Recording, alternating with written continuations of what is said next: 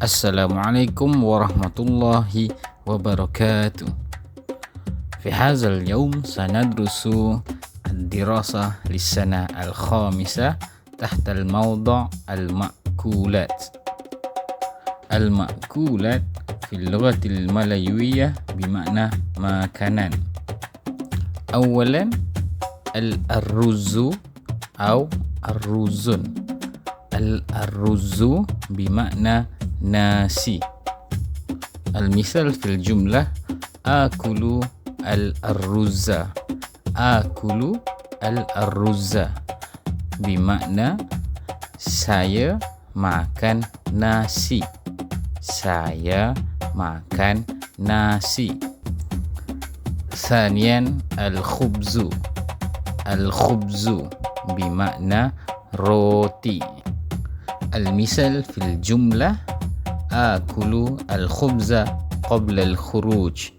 آكل الخبز قبل الخروج بمعنى saya makan roti sebelum keluar.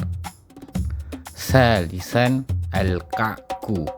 الكعك بمعنى كيك.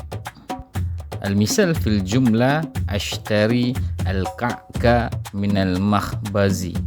أشتري الكعك من المخبز بمعنى في اللغة الملايوية saya membeli kek di kedai roti.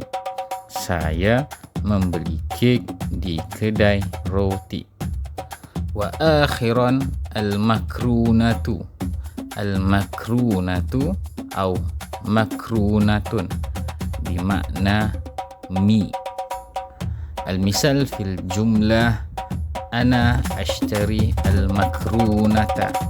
أنا أشتري المكرونة بمعنى في اللغة الملايوية saya membeli mie. Saya membeli mie. هذا فقط في هذا الفيديو. شكرا جزيلا. السلام عليكم ورحمة الله وبركاته.